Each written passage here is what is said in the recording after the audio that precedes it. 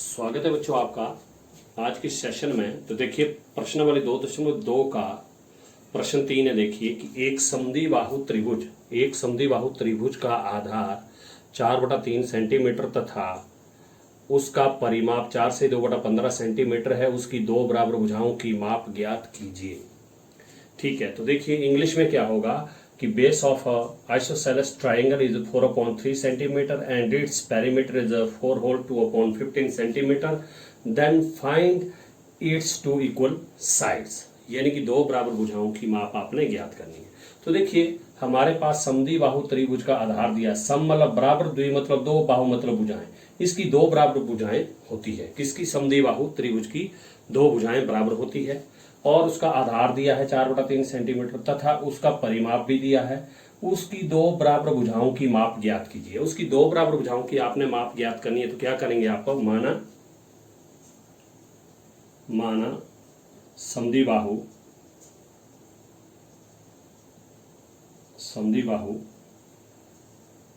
त्रिभुज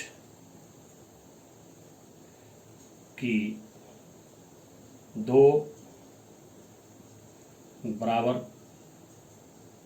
भुजाएं, या लंबाई भी लिख सकते हैं आप, वो आपकी मर्जी है। Let the sides of two equal sides of a isosceles triangle. Let the two equal sides of a isosceles triangle that is equal to equal side दी तो बोली मैंने x सेंटीमीटर। ठीक है, तो अब देखिए उसके बाद इसका क्या दिया इन्होंने? आधार दिया है। समद्विबाहु त्रिभुज का आधार दिया, तो लिखेंगे आप समद्विबाहु त्रिभुज का आधार। समद्विबाहु त्रिभुज का आधार, तो आधार देखिए कितना दिया है? 4/3 सेंटीमीटर, यानी कि base of isosceles triangle that is equal to 4/3 centimetre. Okay, उसके बाद इन्होंने इसका परिमाप दिया है। क्या दिया है? प्रश्न अनुसार क्या दिया इसका? परिमाप। तो पेरीमीटर दिया है, तो आप लिखेंगे प्रश्न अनुसार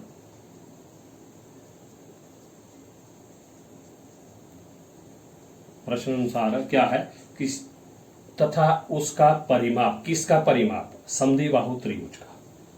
समद्विबाहु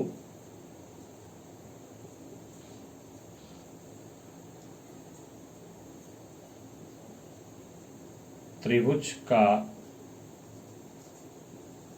परिमाप अकॉर्डिंग टू क्वेश्चन होगा perimeter of isosceles triangle that is good, वो दिया हमारे पास 4 सही 2/15 सेंटीमीटर। अब देखिए आपको पता होगा कि त्रिभुज का परिमाप क्या होता है? वो होता है तीनों भुजाओं का योग। त्रिभुजों का परिमाप क्या होता है? तीनों भुजाओं का योग। यानी कि देखिए अब रफ में देखिए आप, जैसे मान लो ये आपकी आइसोसेलेस ट्राइंगल है। ठीक है, बेस इसका दिया हुआ है 4/3 सेंटीमीटर। अब इक्वल साइड कौन होगी? एक ये होगी आपकी x सेंटीमीटर और दूसरी भी आपकी ये भी होगी x सेंटीमीटर। अब इसका जो पेरीमीटर होगा वो क्या होगा? ये साइड प्लस ये साइड प्लस ये साइड। ठीक है, तो इसलिए क्या होगा? इसलिए लिखेंगे आप, इसलिए फर्स्ट साइड मान लो ये ले लिया आप 4/3 प्लस दूसरी ये ले ली x प्लस तीसरी आपने x ले ली इज इक्वल टू। अब देखो ये हमारे पास मिश्र भिन्न में है, तो इसको आप महांश भिन्न में बदलेंगे। तो क्या करेंगे आप? इससे इसको गुणा करेंगे। 15 चौके 60, 60 जमा 2 62, कितना? 62/15।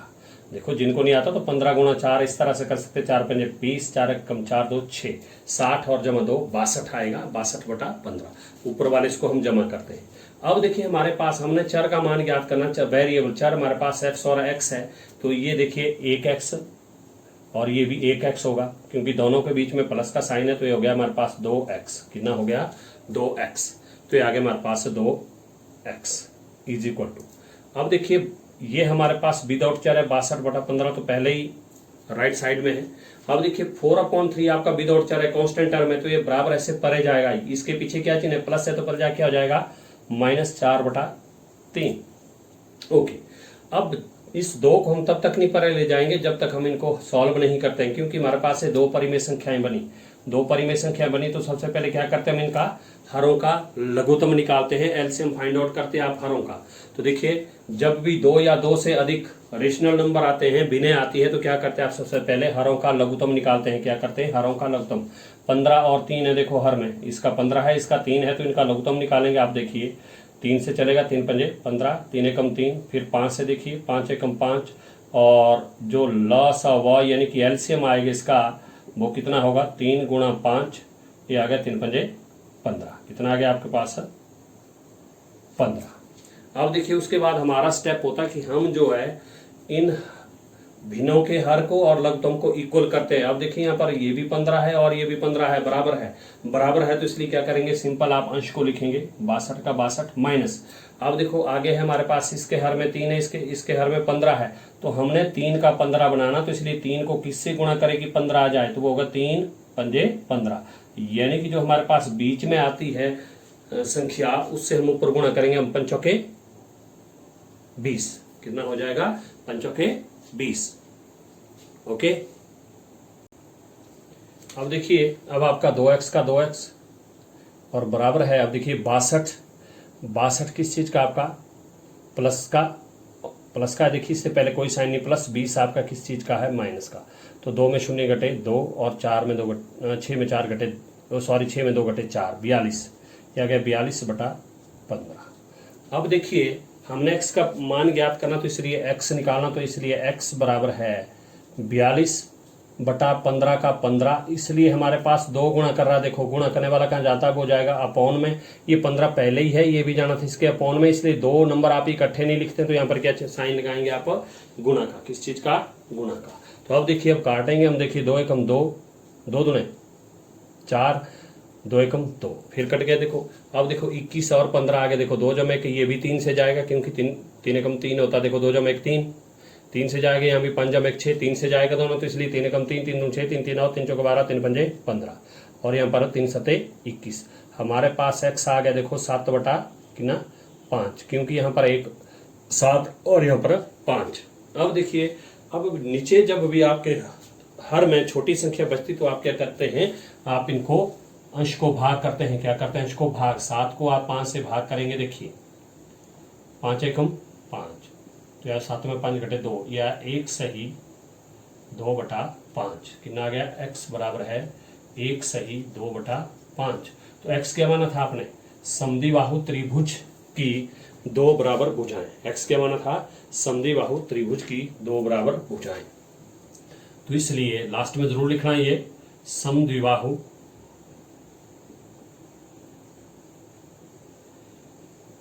त्रिभुज की 2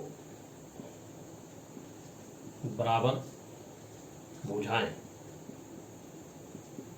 बराबर को माना था आपने x आ गया हमारे पास 1 सही 2/5 centimetre, and that is your answer. तो इस तरह से करेंगे आप। अब प्रश्न 4 है, देखिए 2 संख्याओं का योग 95 है, ये दिया हुआ है। यदि एक संख्या दूसरी से 15 अधिक है तो दोनों संख्याएं ज्ञात कीजिए।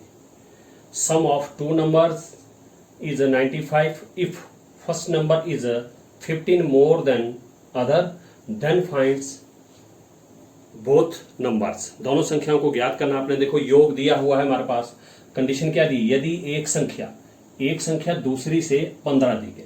अब ना तो हमें पहली संख्या का पता ना दूसरी, तो हम क्या करेंगे? माना पहली संख्या, लेट द फर्स्ट नंबर, माना पहली संख्या, लेट द फर्स्ट नंबर बराबर वो माना मैंने x, इसलिए दूसरी संख्या देखो क्या कहा है? अगर हमने एक संख्या x मानी तो दूसरी संख्या क्या होगी? फिर वो होगी 15 अधिक। किससे? इससे अधिक होगी। देखो एक संख्या बोला दूसरी से 15 अधिक है। मान लो मैंने पहली संख्या x मानी, तो इसलिए दूसरी कितनी होगी? 15 अधिक होगी। वो क्या होगी? इससे 15 अधिक, यानी कि x जमा 15, अधिक मतलब ज्यादा, अधिक मतलब ज्यादा, ये होगा इसका। देखो ना यहाँ पर बोला एक संख्या, तो माना पहली संख्या x, तो आगे कहा है दूसरी संख्या से 15 अधिक, तो इसलिए दूसरी संख्या क्या होगी? पहली संख्या से 15 अधिक। अब सीधा ही प्रश्न अनुसार देखो पहली संख्या भी आ गई, दूसरी भी आ गई, इसलिए प्रश्नानुसार according to question 100 second number होगा इंग्लिश में, प्रश्नानुसार सार। क्या बोला देखो, दो संख्याओं का योग यानी कि पहली संख्या जमा दूसरी संख्या। देखो दो संख्याओं का योग क्या बोला है, लिखना तो लिख सकते हैं आप, दो संख्याओं का योग, लिखने की वैसे जरूरत नहीं है, चलो लिख रहा हूं, दो संख्याओं का योग, वो कितना दिया है 95। योग मतलब क्या होता है, जमा। तो पहली संख्या कितनी आ गई x, और दूसरी कितनी आ गई x जमा 15। इनका कहा योग, योग मतलब प्लस, बराबर है 95 का 95। अब फिर देखिए आप पास, हमारे पास x और x चर आ गए दोनों, एक x और एक x, क्योंकि इनसे पहले कुछ नहीं है तो वहां पर एक होता है, यहां भी एक होगा और यहां भी एक, एक जमा एक 2x, ये आ गया हमारे पास 2x। ये चर वाले थे, वेरिएबल थे, तो बाकी जो कांस्टेंट है देखो 15, तो वो हो जाएगा बराबर ऐसे पर है, देखो 95 का 95, 15 से पहले प्लस है तो पर जाके -15।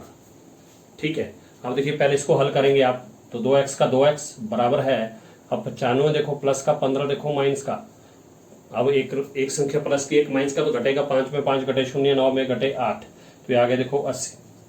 तो इसलिए हमने x का मान ज्ञात करना, तो x बराबर है 80, ये गुणा करने वाला कहाँ जाता है, बटे में 2।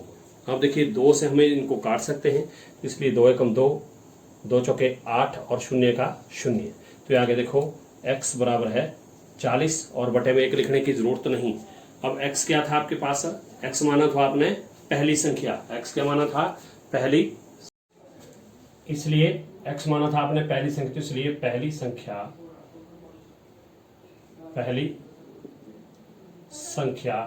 बराबर है, वो माना था आपने x, तो x आ गया 40। तो अब हम दूसरी संख्या भी निकालेंगे, इसलिए दूसरी संख्या,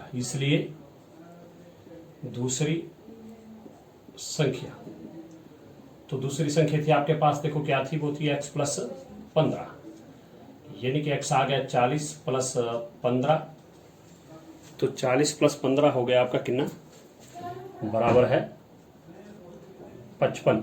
तो ये आपका आंसर होगा। ओके, इस तरह से करेंगे आप। Thank you.